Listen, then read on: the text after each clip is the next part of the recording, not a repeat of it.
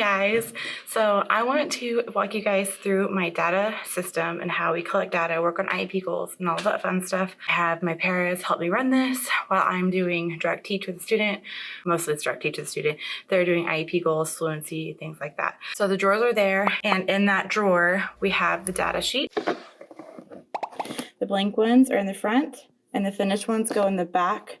Right now they're all turned over because all of the data has been input for the 9 weeks. And this is what they look like. The trial, and then the prompt needed, the student, all the information goes up here, and the ending notes that are additionally down here.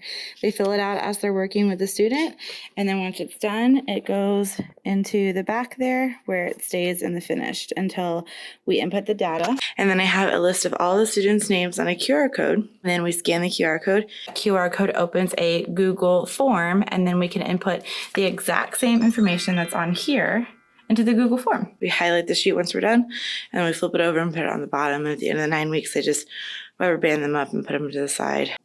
Then the Google form goes into a combined Excel sheet, and that Excel sheet allows me to graph the data, average the data, to sort the data, look at the data, do all the things with all the data, which is awesome.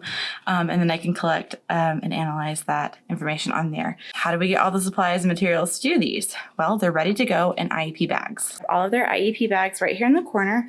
The desk that we work with them is here, or we can work with them here. And then there's one more desk on the other side of the room where we can work with them here. So we can pull that and we can work with the kids at any point in the day, and we can do their IEP work. So in each bag, we have a folder. This folder has their IEP goals, it has extra data sheets, and then behind each goal is any paperwork that pertains to the goal. In this case, the student is writing 3 sentences. They're doing double-digit subtraction, double-digit addition. All the manipulatives and resources are already in the bag. So we've got like a number line, materials, expo markers, and all of the things to do discrete trial, how much money, coin counting.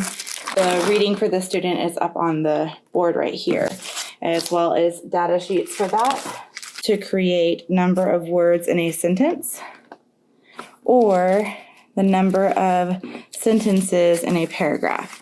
So we can work with 2 students at this time and collect 2 different data goals on that. I can also input this into their Google Drive sheet as well. Another great thing about this system is because of COVID, it keeps all the materials and everything separate from each other. And then our table here has a clean or dirty. So if it's been used, we flip that around until we're able to wipe it down. And then if it stays dirty, then we can't use it until it's clean. We also have a seating chart system. And the seating chart system allows us to track who is at what table at what time with what staff, because we're constantly rotating throughout the day, pull different students for different things at different times. So we document everything down. Okay, so here we've got the data sheet. The student name column is over here, but I can't show you that. So we've got date, time, end time, start time, end time, and staff. So the staff circle their name, we circle the student, and then we put the date and then the start time and end time. And this is for tracking purposes. Like if we spend more than 15 minutes, it's considered close contact. We'll be able to see like, okay, if these people at this time were positive, and if we didn't clean the table, then these possible people could be exposed as well. And definitely whoever was working at this table at that time definitely could be having possible symptoms or have been in exposure. So we are required to have seating charts, but because of the varying changes in my room, like I have different staff rotating in and out, I have different kids rotating at different stations. That's how we track that. So that is my data tracking for IEP goals and my tracing tracking for tables. Now, let me show you real quick. When my paras or I have time, we pull the data sheets out of that drawer, and then we come over here, we scan the QR codes and put in the data. Here we go. The names are right here on the left, and then we scan the QR code, and I'm not going to show you the whole code either over there because Sorry guys, just can't. So we scan the code, it goes to the form, and you guys can get that copy for free by subscribing, signing up in an email. And you can find that down below. And I hope this has been helpful in giving you guys a little bit of an idea on how to set up your data system that can work for you in these crazy times of teaching.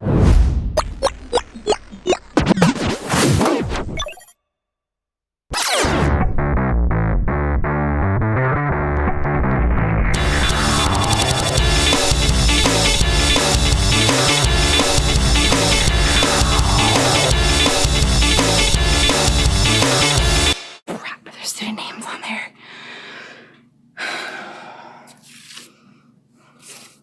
Hold on.